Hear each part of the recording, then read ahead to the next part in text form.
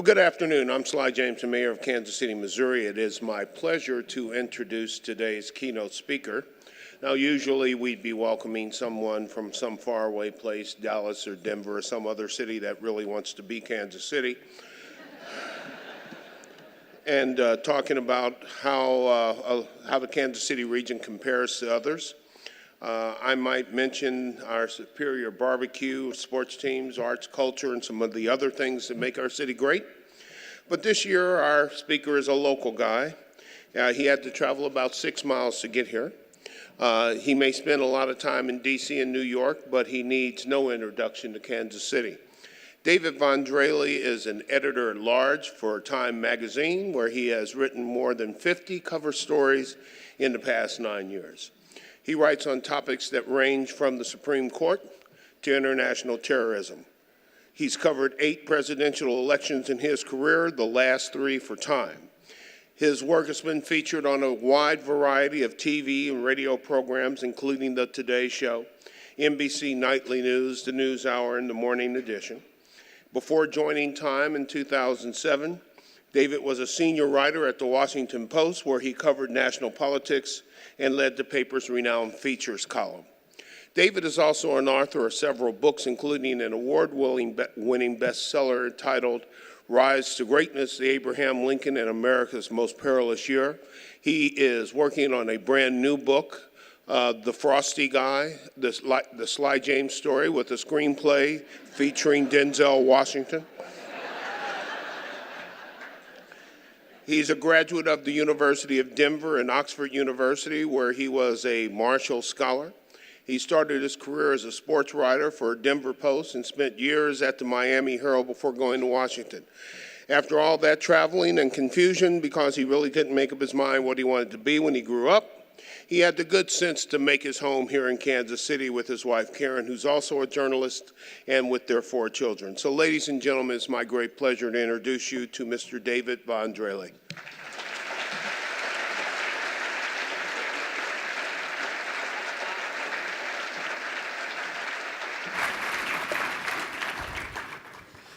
Wow, what an honor to be introduced by the mayor. I'm not sure that's ever happened to me before. Normally mayors are avoiding me. Many of you, I'm sure, have had this same experience, but as I travel around the country now, I hear a lot. Oh, you're from Kansas City. Your mayor has the coolest name of any mayor in history. And I'm able to say, yeah, and he's really one of the best mayors as well. I want to apologize as we begin for the tone of my voice, because I am fighting the worst, nastiest cold I've had in a long time. All I can say is that if this event had been 2 days earlier, Dr. Norman would be putting on his yellow suit and on his way up here, and they'd be, taking me out in a plastic bag. So I am on the mend, but if I start hacking up a lung at some point, just bear with me. It's a great honor to be here in support of a group that I've had a chance to become familiar with in recent years, the Metropolitan Area Regional Council. And my friend David Warm, who is a tremendous asset to this community. And over the next couple of hours, I'm going to make the case that, wait, I was just to see if you're listening. Over the next maybe half an hour, I'm going to cover a lot of ground, and we'll see if we can get all these pieces to fit together in one. And it's going to be a lot of different pieces because David did give me one challenging ground rule for this presentation. He said I could talk about just anything as long as it didn't involve any controversial political material, which is pretty much everything these days. So I thought I'd start out by talking a little bit about an entirely different period of time when the controversies were different and the issues were different, and you can draw the parallels to today that you wish. And I'd urge you not to draw too many parallels, because I'm going to talk about Abraham Lincoln. If things seem challenging today, if our country seems divided today, if the greater Kansas City metro area seems sometimes fragmented and presenting challenges that this group works to overcome, imagine yourself in the early 1860s when the people of Kansas and the people of Missouri had been literally killing each other for about 5 years, and that conflict that they had started out here in our greater metropolitan area had expanded to consume the entire country. You learn in school that the Civil War started in 1861 at Fort Sumter in South Carolina, but in fact it started right here in 1856. We had in that year, 1861, a brand new president who had been elected by the smallest plurality in the history of the country. Fewer than 40% of Americans had voted for him. Half the country was so angry about his election that they announced they were leaving the country and setting up their own shop. If you can take yourself to New Year's Eve, 1861, this president had been in office for about 9 months. He had failed to get his army started. People were impatient about that fact, although I think they should have cut him a little bit of slack, because when he took office in April of 1861, the entire United States Army was 16,000 officers and men. And the vast majority of them were stationed in California, and California was completely disconnected from the United States except by either wagon ruts that started in Independence and went through the mountains and took about 3 months in good weather to cross, or you could get from the East Coast to California by boat if you had several months to go around the tip of South America. So this army was essentially useless, and they were having to recruit and stand up the largest army in the world virtually overnight. And they didn't have any people really to command this army because the United States had never really, it had been a long time since they'd really fought a war. And there was not a single person on active duty in the United States of America under the age of 65 who had ever commanded more than 1,000 troops. And suddenly, they had a 34-year-old man, George McClellan, in charge of 500,000.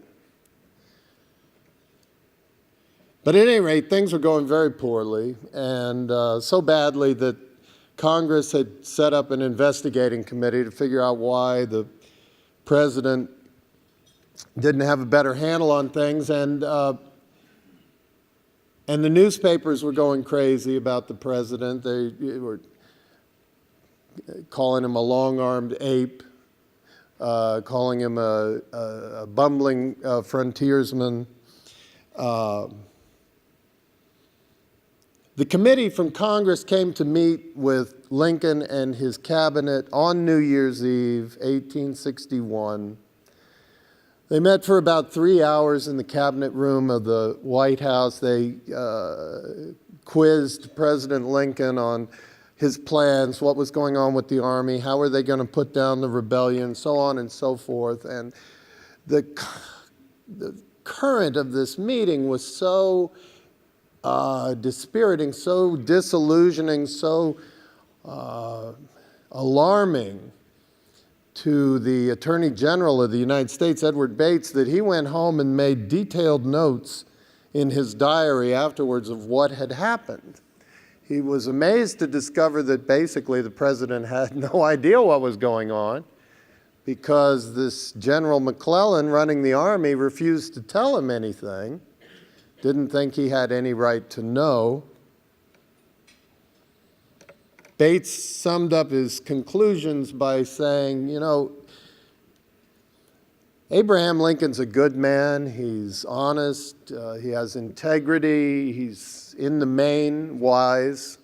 That's one of my favorite lines in all the diaries. He's not entirely wise, but in the main wise.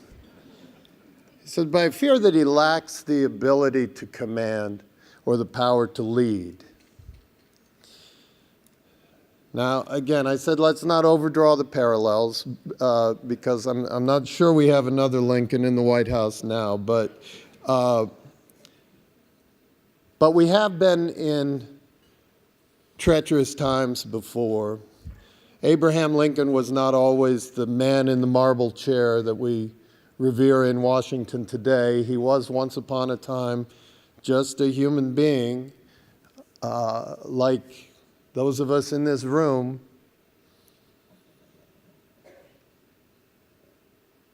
What he did between that New Year's Eve and the New Year's Eve a year later is one of the most astonishing displays of learned leadership, I think, in the history of the world. He had to figure out how to be a commander-in-chief. There'd never really been one before in American history. It said the president was commander-in-chief there in the Constitution, but before the days of the telegraph, as soon as an army would ride away from Washington, D.C., there was basically no way for the president to communicate with them, and the generals in the field became, in essence, the commanders-in-chief. But now Lincoln had this telegraph, and he could exercise command and authority over distant armies, and he started using it and learned how to use it, became more effective with these modern communications tools as the year went by.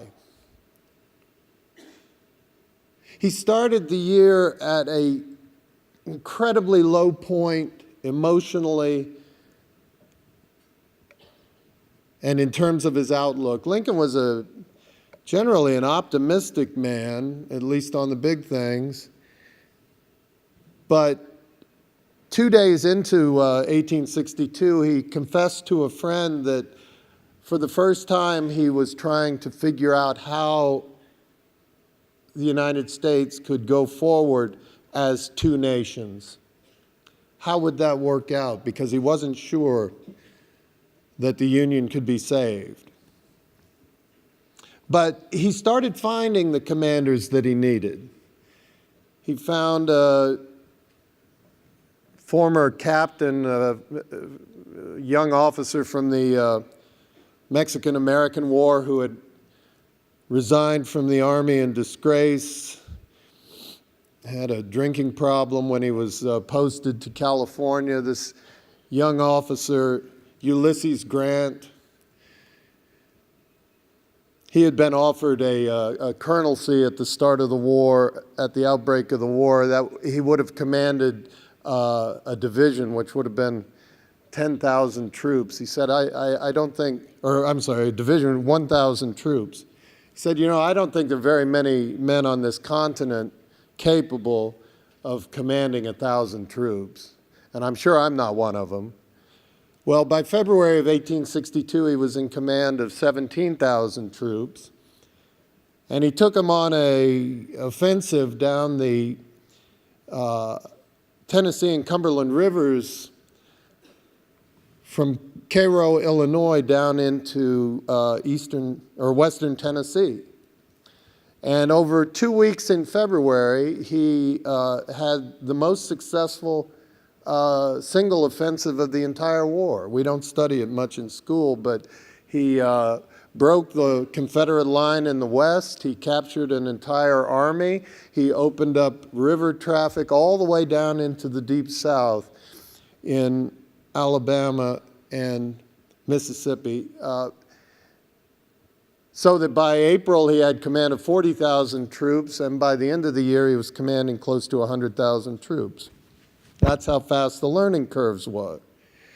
And Lincoln found Admiral Farragut, who figured out how to liberate New Orleans, the great commercial capital of the South, with hardly firing a single shot. And things started to look pretty good. There was a horrible day, or 2 days at the beginning of April, when Grant took his army even a little farther south after his great February victories, and the Confederates counterattacked on the first weekend in April as the peach blossoms were coming out near a little village church called Shiloh. And over 2 days of battle, more than 20,000 casualties were suffered on the two sides, and that's noteworthy because that was more men killed and injured in battle than had been lost in all of America's wars put together up to that weekend. So imagine how that would hit a young country and its president if everything you thought you knew about war and conflict was suddenly remade in 2 days. And that was only the beginning, because as the fortunes of the war turned on Lincoln after that hopeful beginning to the year,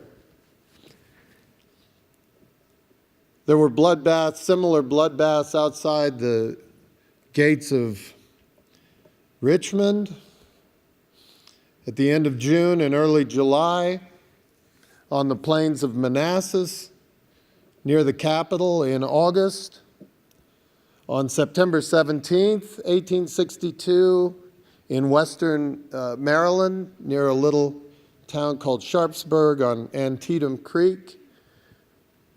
23,000 casualties in a single day, the bloodiest day in American history before or since. And still it ground on. Perryville in October out in Kentucky. The terrible Battle of Fredericksburg in December, where wave after wave, thousands and thousands and thousands of Union troops were marched across an open field and thrown against an impregnable hillside in perhaps the stupidest folly of the entire war.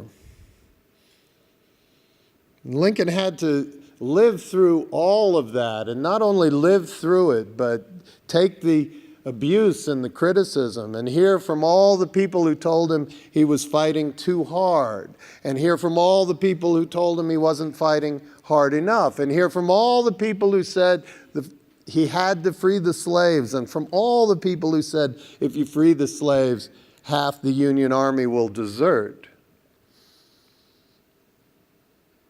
Now, how did he do that? How did he get from that first low point to, at the end of the year, New Year's Day, 1863, one of the proudest days in American history, when Abraham Lincoln signed the Emancipation Proclamation and gave the United States what he would call, 11 months later, a new birth of freedom? Well, he did it, I would argue, by learning two skills.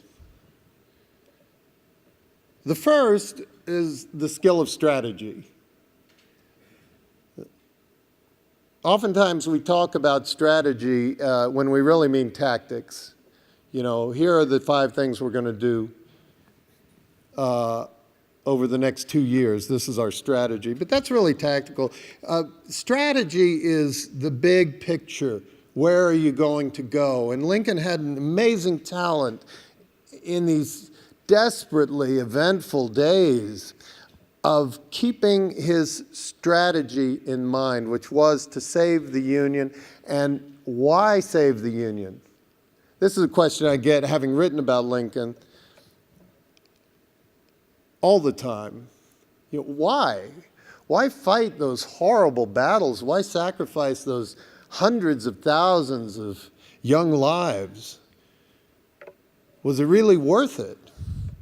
And this was, he laid out the answer to this question in his annual message of 1862, sent to Congress. They didn't have State of the Union speeches in those days, with the standing up, standing ovation for every sentence and 2 hours of laundry lists. He'd just write up a message and send it to Congress. But he knew it was going to be widely read.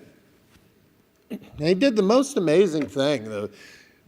The country was falling apart at the seams, it seemed. There was an Indian war raging in Minnesota. There were the Republican Party had taken a terrible drubbing at the polls, and yet here's Lincoln locking himself in his room to write this message day after day.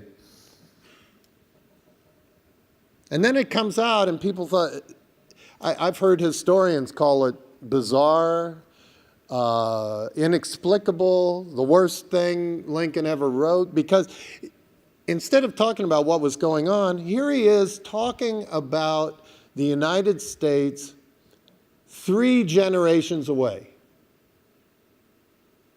It's extraordinary. I mean, we hear about politicians talk about what I'm going to do in the next year, or what I'll do in my term, or sometimes what we need to do for our children. But no, Lincoln was talking about the United States 75 or 80 years into the future, well into the 20th century. He said, if we can just get past this war, if we can save this union and continue to knit this country together, to bring in all the resources of the great Western treasure lands, the richest croplands of the world, the gold mines, the silver mines, the great timber forests. If we can continue to draw, the human resources that are pent up all around the world and attract them to the United States and grow as we've grown so far in our history, if we can continue to do this, by the time we get to the middle of the 20th century, the United States will be richer than all of Europe combined. Now, this is an extraordinary statement at a time when the sun did not set on the British Empire, when the French Empire still spanned the world from Asia to Mexico, the German Empire across Central Europe. There was still significant Spanish Empire. The Belgian Empire controlled much of Africa at the time. The Russian Empire was considered to be growing at least as fast as the United States and to have every bit as much promise. For Lincoln to say, if we can just get past this war and stay on track, America's going to be richer than all of them put together. Well, guess what? He was exactly right. That's exactly where the United States wound up by the middle of the 20th century, and it's where the United States remains today. So that ability to see into the future, but linked up with an ability to make decisions from day to day, guided by that. There's this wonderful moment. It's August of 1862, and it's really the lowest point of Lincoln's administration and of the Civil War. The Union Army's just been defeated by Lee at the Second Battle of Bull Run, or Manassas. They shouldn't have been defeated, but the rival generals in the Union Army refused to cooperate. And so one Union general was left to fight a defeat while the others sat nearby and let it happen. And amid this treachery, Lee launches an invasion into the north for the first time. There's a panic throughout the northern capitals. And here's poor Abraham Lincoln He's in his office, and he's got a visit from a really well-meaning crowd of Quakers from Pennsylvania, brave, courageous people who've operated a station on the Underground Railroad for many years, passionate abolitionists who were there to plead with the president to stop dithering around about the slavery issue, to grab this core essence of the war and address it directly, even as Lincoln, as I said, has half of his military leadership and his cabinet warning him that if he does that, the Union will fall apart. And he says, do you remember a few years ago when Blondin crossed the Niagara? Doesn't mean anything to us today, but they all remember, because Blondin was the world's most famous tightrope walker. And in the late 1850s, he had stretched a tightrope across Niagara Falls and for several days had been marching back and forth. First he crossed it, then he crossed it pushing a wheelbarrow, then he crossed it with his manager riding piggyback, which I credit the manager for sure. At one point, he went out with a little gas stove and sat down and cooked an omelet on his rope in the middle of the fall. At any rate, it was a huge sensation.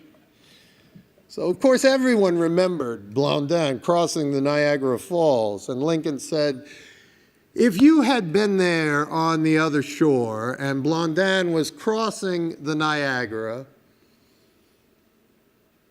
and somehow you could put on his shoulders all the hopes and dreams of all future generations of Americans. Everything we wish for, everything we can be, everything we might be.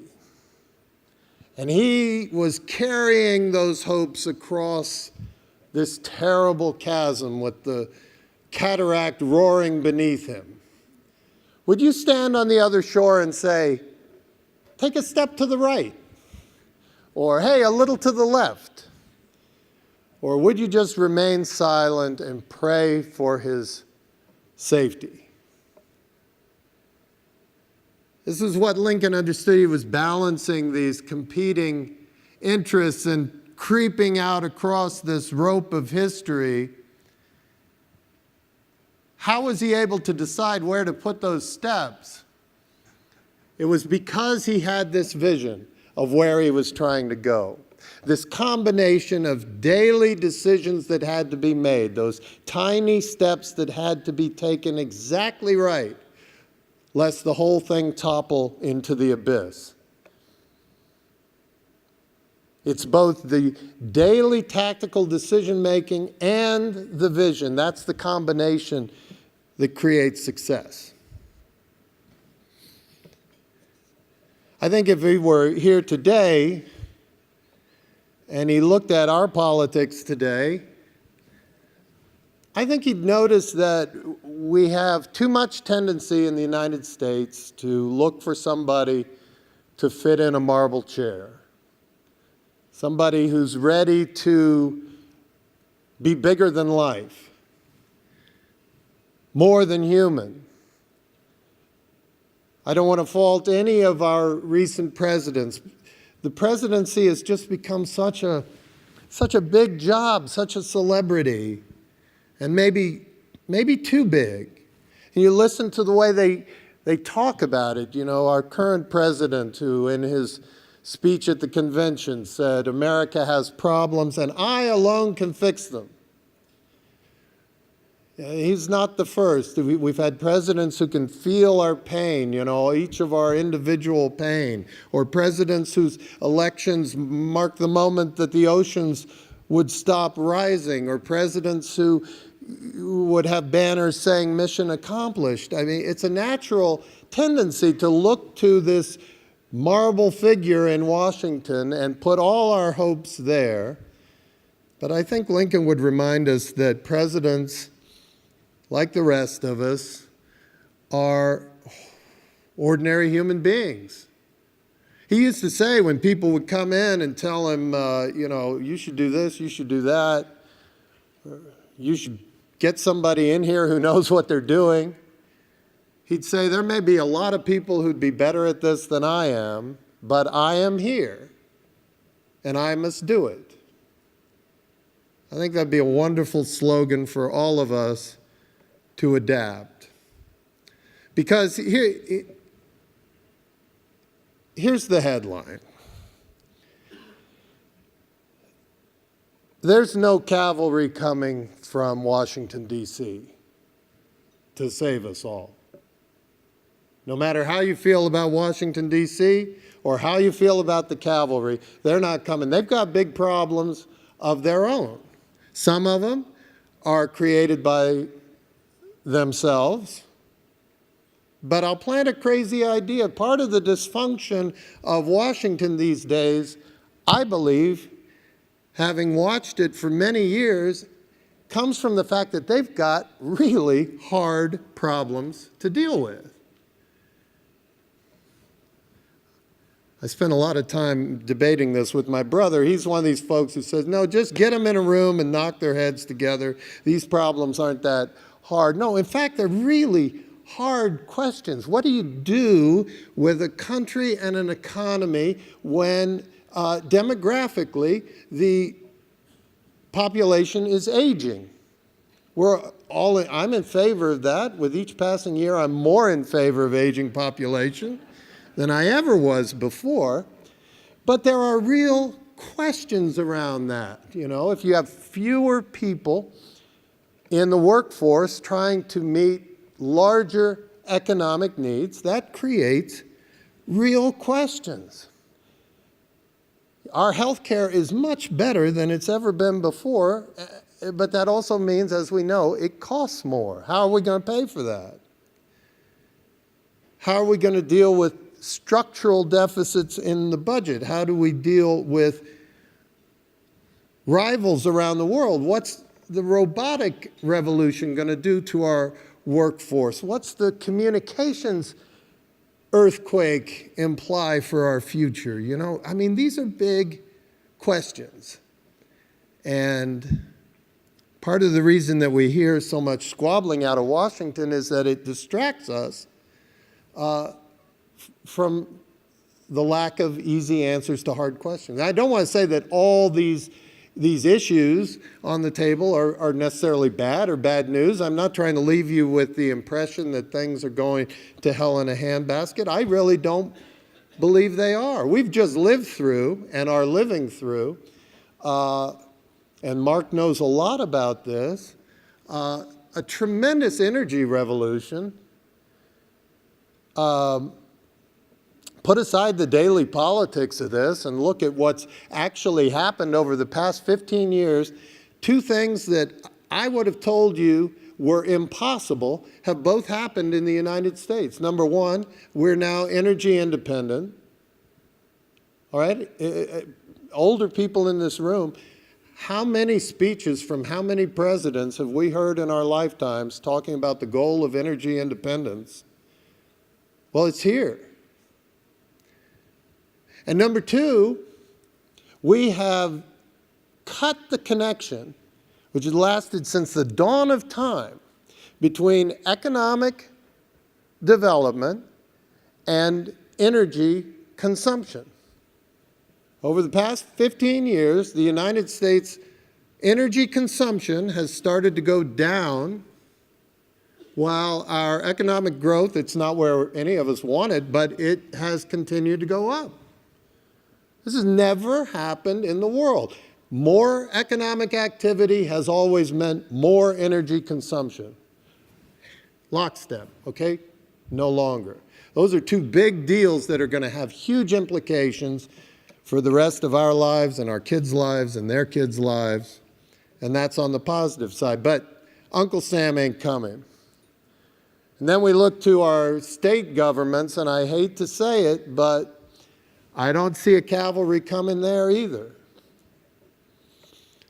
You guys know more about the nuts and bolts of Kansas and Missouri governments, but all across our country.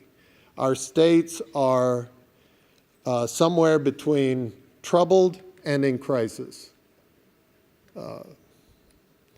Abraham Lincoln's own Illinois has probably entered into a bankruptcy spiral. I don't see how they're going to avoid it. Their state pension funds are less than 40% funded now. They haven't been able to pass a state budget in 3 years, and they're not going to pass one this year. Right across the river, Lincoln's birthplace, Kentucky, is not far behind. The richest state in America in terms of per capita wealth, Connecticut, has a 50% funded state pension plan.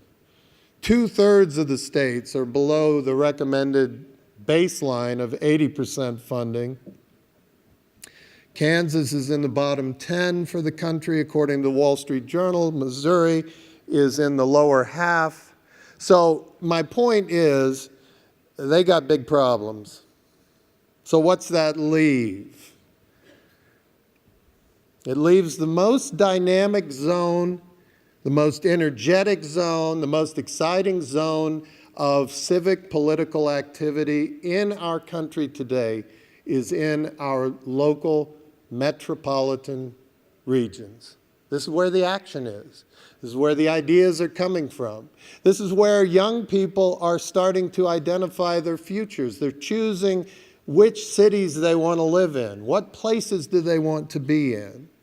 Our great industries are more portable than they've ever been before and are able to move around and choose where they're going to be.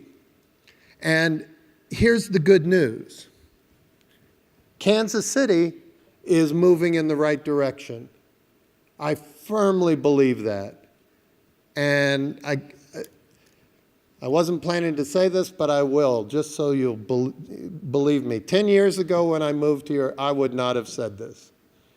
There's a transformation going on in greater Kansas City that is as recent as the past few years.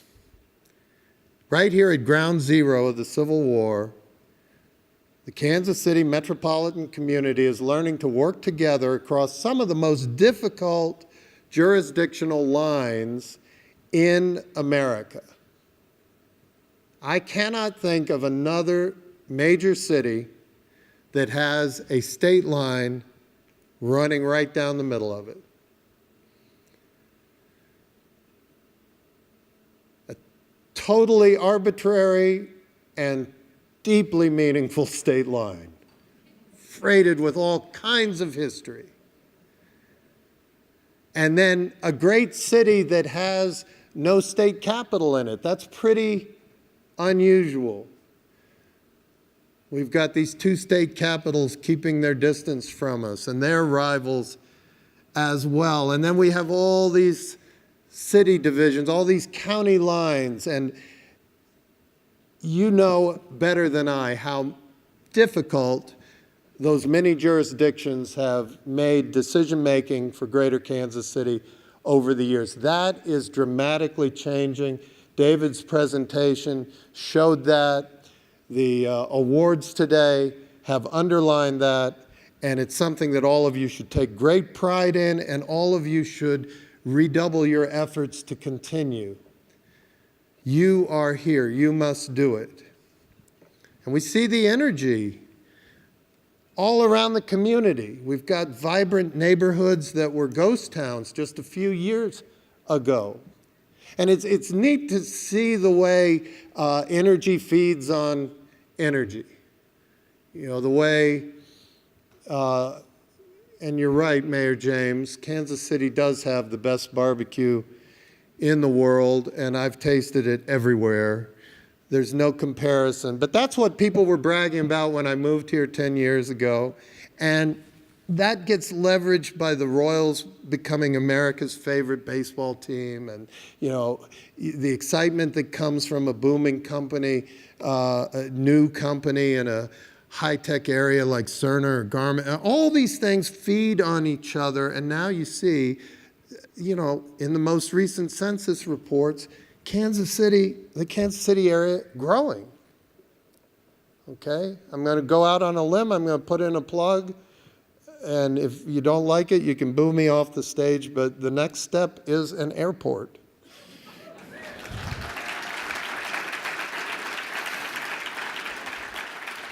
I've seen this kind of energy arrive in cities before, and I'll tell you what it is. It's the front edge of the wave of success. It's the time is now to double down. As much effort as you're putting into it, it's time to step it up. Build that wave by thinking strategically, by stepping forward step by step toward a shared vision, by redoubling the cooperation that is the whole purpose and meaning for this day and this organization. And lastly, by continuing to share the credit. You know, I was thinking about this, and I'll wrap up, but last weekend I was at Harvard for a commemoration of the Marshall Plan. Many, many years ago, I got to go to England for 2 years and study as a Marshall Scholar, and this program was created by the British government as a thank you to the United States and a memorial of the great generosity of the United States in helping to rebuild Europe after the war under the Marshall Plan. And I was sitting there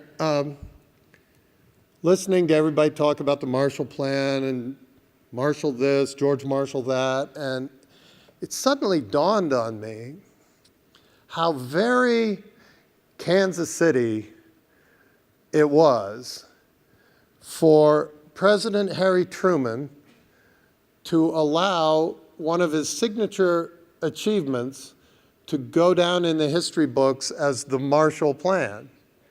Why isn't it the Truman Plan? He was the president. He's the one who put his political neck out on the line.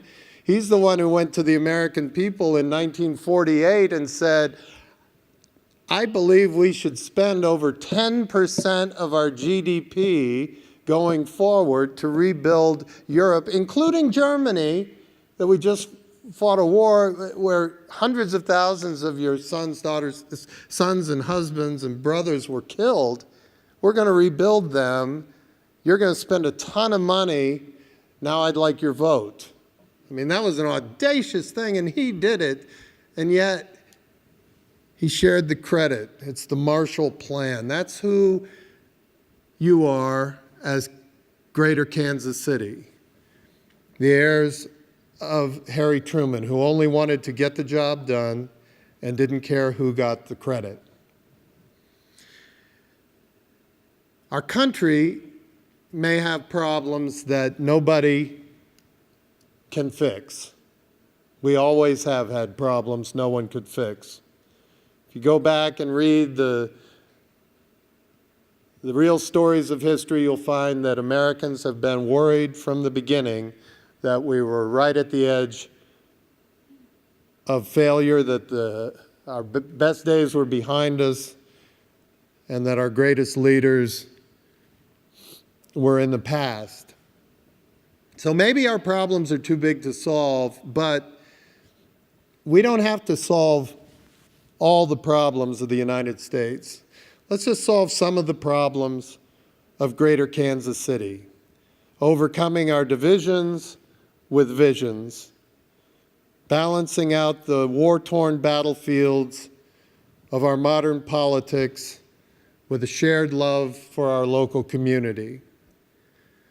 I think in this place where the Civil War began, where the country came apart more violently than it ever has and hopefully ever will, no place in the United States would be better than this one to lead the way and show the world what a shared community and a better tomorrow look like.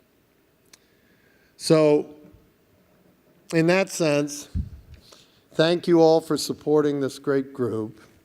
Thank you for all you do for my hometown now, adopted hometown, the hometown of my 4 children. We're here. We must do it. Thank you.